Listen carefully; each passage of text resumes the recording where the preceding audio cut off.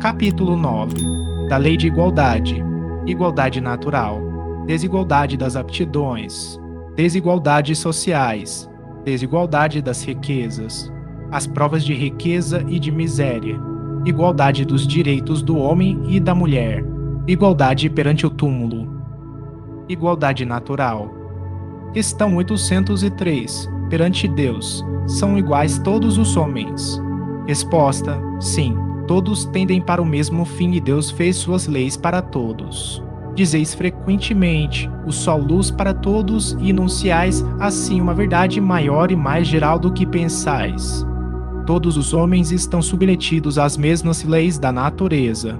Todos nascem igualmente fracos, acham-se sujeitos às mesmas dores e o corpo do rico se destrói como o do pobre. Deus a nenhum homem concedeu superioridade natural, nem pelo nascimento, nem pela morte. Todos aos seus olhos são iguais. Desigualdade das aptidões. Questão 804. Porque não outorgou Deus as mesmas aptidões a todos os homens? Resposta: Deus criou iguais todos os espíritos, mas cada um destes vive há mais ou menos tempo e, conseguintemente, tem feito maior ou menor soma de aquisições. A diferença entre eles está na diversidade dos graus da experiência alcançada e da vontade com que obram, vontade que é o livre-arbítrio. Daí os se aperfeiçoarem uns mais rapidamente do que outros, o que lhes dá aptidões diversas. Necessária é a variedade das aptidões, a fim de que cada um possa concorrer para a execução dos desígnios da providência, no limite do desenvolvimento de suas forças físicas e intelectuais. O que um não faz, fala o outro. Assim é que cada qual tem seu papel útil a desempenhar. Ademais, sendo solidários entre si todos os mundos, necessário se torna que os habitantes dos mundos superiores, que, na sua maioria, foram criados antes do vosso, venham habitá-lo para vos dar o exemplo. 361. Questão 805. Passando de um mundo superior a outro inferior, conserva o espírito, integralmente, as faculdades adquiridas. Resposta: sim, já temos dito que o espírito que progrediu não retrocede. Poderá escolher, no estado de espírito livre, um invólucro mais grosseiro, ou uma posição mais precária do que as que já teve, porém tudo isso para lhe servir de ensinamento e ajudá-lo a progredir. 180. Assim, a diversidade das aptidões entre os homens não deriva da natureza íntima da sua criação, mas do grau de aperfeiçoamento a que tenham chegado os espíritos encarnados neles.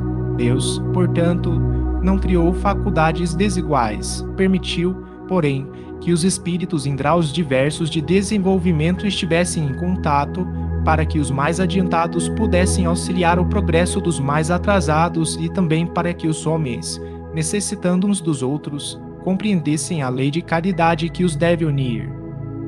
Desigualdades sociais.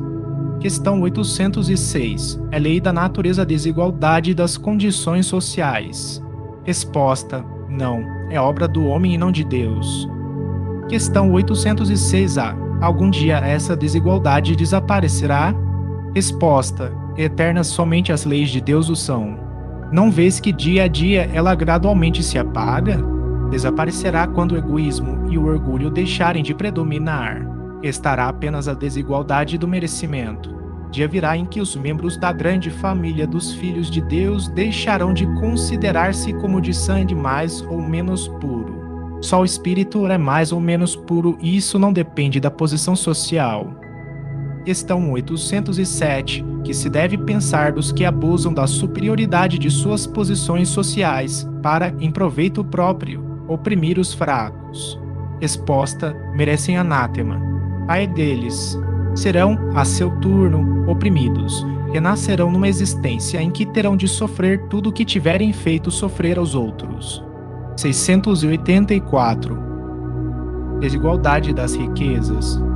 Questão 808. A desigualdade das riquezas não se originará da das faculdades, em virtude da qual uns dispõem de mais meios de adquirir bens do que outros. Resposta: sim e não. Da velhacaria e do roubo, que dizes? Questão 808a. Mas a riqueza herdada, essa não é fruto de paixões más. Resposta: que sabes a esse respeito?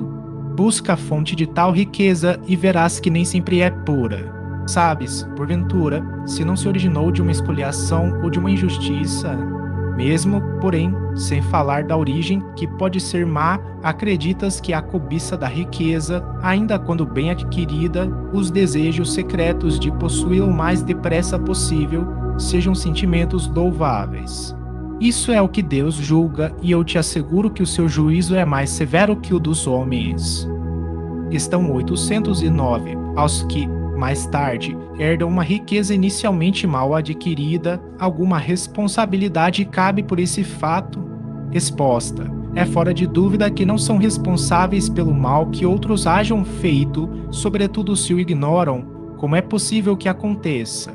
Mas fica sabendo que, muitas vezes, a riqueza só vem ter as mãos de um homem para lhe proporcionar ensejo de reparar uma injustiça. Feliz dele se assim o compreende. Se a fizer em nome daquele que cometeu a injustiça, a ambos será a reparação levada em conta, porquanto, não raro, é este último quem a provoca. Questão 810. Sem quebra da legalidade. Quem quer que seja pode dispor de seus bens de modo mais ou menos equitativo. Aquele que assim proceder será responsável, depois da morte, pelas disposições que haja tomado? Resposta: toda ação produz seus frutos, doces são os das boas ações, amargos sempre os das outras. Sempre entendeu bem. Questão 811. Será possível e já terá existido a igualdade absoluta das riquezas? Resposta: não, nem é possível. A isso se opõe a diversidade das faculdades e dos caracteres. Questão 811-A. Há, no entanto, homens que julgam ser esse o remédio aos males da sociedade. Que pensais a respeito? Resposta: são sistemáticos esses tais, ou ambiciosos cheios de inveja. Não compreendem que a igualdade com que sonham seria a curto prazo desfeita pela força das coisas. Combatei o egoísmo, que é a vossa chaga social, e não corrais atrás de quimeras. Questão 812. Por não ser possível a igualdade das riquezas, o mesmo se dará com o bem-estar? Resposta: não, mas o bem-estar é relativo e todos poderiam dele gozar, se se entendessem convenientemente, porque o verdadeiro bem-estar consiste em cada um empregar o seu tempo como lhe apraza e não na execução de trabalhos pelos quais ele nenhum gosto sente. Como cada um tem aptidões diferentes, nenhum trabalho útil ficaria por fazer. Em tudo existe o equilíbrio, o homem é quem o perturba. Questão 812-A. Será possível que todos se entendam? Resposta: os homens se entenderão quando praticarem a lei de justiça. Questão 813. Há pessoas que, por culpa sua, caem na miséria. Nenhuma responsabilidade caberá disso à sociedade? Resposta: certamente. Já dissemos que a sociedade é muitas vezes a principal culpada de semelhante coisa. Ademais, não tem ela que velar pela educação moral dos seus membros? Quase sempre é a má educação que lhes falseia o critério, em vez de sufocar-lhes as tendências perniciosas. 685. As provas de riqueza e de miséria. Questão 814. Porque Deus a uns concedeu as riquezas e o poder, e a outros a miséria? Resposta: para experimentá-los de modos diferentes.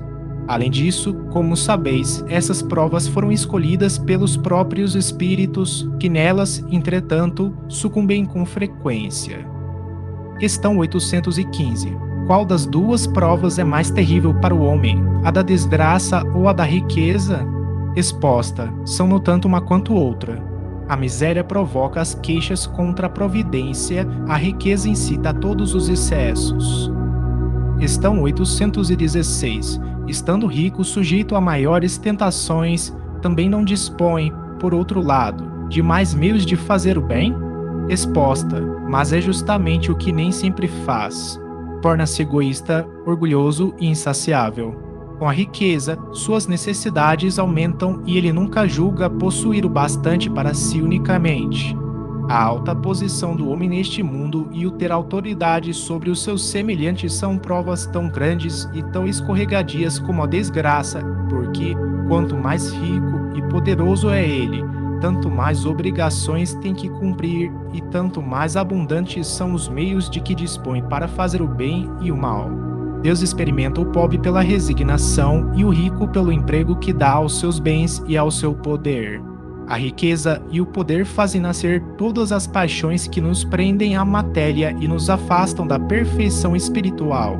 Por isso foi que Jesus disse: em verdade vos digo que mais fácil é passar um camelo por um fundo de agulha do que entrar um rico no reino dos céus. 266. Igualdade dos direitos do homem e da mulher. Questão 817. São iguais perante Deus o homem e a mulher e têm os mesmos direitos? Resposta: não outorgou Deus a ambos a inteligência do bem e do mal e a faculdade de progredir? Questão 818. De onde provém a inferioridade moral da mulher em certos países? Resposta: do predomínio injusto e cruel que sobre ela assumiu o homem. É resultado das instituições sociais e do abuso da força sobre a fraqueza. Entre homens moralmente pouco adiantados, a força faz o direito. Questão 819. Com que fim mais fraca fisicamente do que o homem a mulher? Resposta: para lhe determinar funções especiais. Ao homem, por ser o mais forte, os trabalhos rudes, à mulher, os trabalhos leves. A ambos o dever de se ajudarem mutuamente a suportar as provas de uma vida cheia de amargor. Questão 820. A fraqueza física da mulher não a coloca naturalmente sob a dependência do homem? Resposta: Deus a uns deu a força para protegerem o fraco e não para o escravizarem. Deus apropriou a organização de cada ser as funções que lhe cumpre desempenhar. Tendo dado à mulher menor força física, deu-lhe ao mesmo tempo maior sensibilidade em relação com a delicadeza das funções maternais e com a fraqueza dos seres confiados aos seus cuidados. Questão 821. As funções a que a mulher é destinada pela natureza terão importância tão grande quanto as deferidas ao homem? Resposta: sim, maior até. É ela quem lhe dá as primeiras noções da vida. Questão 822. Sendo iguais perante a lei de Deus, devem os homens ser iguais também perante as leis humanas? Resposta: o primeiro princípio de justiça é este: não façais aos outros o que não quereríeis que vos fizessem. Questão 822-A. Assim sendo, uma legislação, para ser perfeitamente justa, deve consagrar a igualdade dos direitos do homem e da mulher? Resposta: dos direitos, sim, das funções, não. Preciso é que cada um esteja no lugar que lhe compete. Ocupe-se do exterior o homem e do interior a mulher, cada um de acordo com a sua aptidão. A lei humana, para ser equitativa, deve consagrar a igualdade dos direitos do homem e da mulher. Todo privilégio a um ou a outro concedido é contrário à justiça. A emancipação da mulher acompanha o progresso da civilização. Sua escravização marcha de par com a barbaria. Os sexos, além disso, só existem na organização física, visto que os espíritos podem encarnar num e noutro. Sob esse aspecto, nenhuma diferença há entre eles. Devem, por conseguinte, gozar dos mesmos direitos. Igualdade perante o túmulo. Questão 823. De onde nasce o desejo que o homem sente de perpetuar sua memória por meio de monumentos fúnebres? Resposta: último ato de orgulho. Questão 823-A. Mas a suntuosidade dos monumentos fúnebres não é antes devida, as mais das vezes, aos parentes do defunto que querem honrar a memória, do que ao próprio defunto? Resposta: orgulho dos parentes, desejosos de se glorificarem a si mesmos. Sim, nem sempre é pelo morto que se fazem todas essas demonstrações. Elas são feitas por amor próprio e para o mundo, bem como por ostentação de riqueza. Supões, porventura, que a lembrança de um ser querido dure menos no coração do pobre, que não me pode colocar sobre o túmulo senão uma singela flor? Supões que o mármore salva do esquecimento aquele que na terra foi inútil? Questão 824. Reprovais então, de modo absoluto, a pompa dos funerais? Resposta: não. Quando se tem em vista honrar a memória de um homem de bem, é justo e de bom exemplo. O túmulo é o ponto de reunião de todos os homens. Aí terminam inelutavelmente todas as distinções humanas. Em vão tenta o rico perpetuar a sua memória, mandando erigir faustosos monumentos. Tempo os destruirá, como lhe consumirá o corpo. Assim o quer a natureza. Menos perecível do que o seu túmulo será a lembrança de suas ações boas e más. A pompa dos funerais não limpará das suas torpezas, nem o fará subir um degrau que seja na hierarquia espiritual.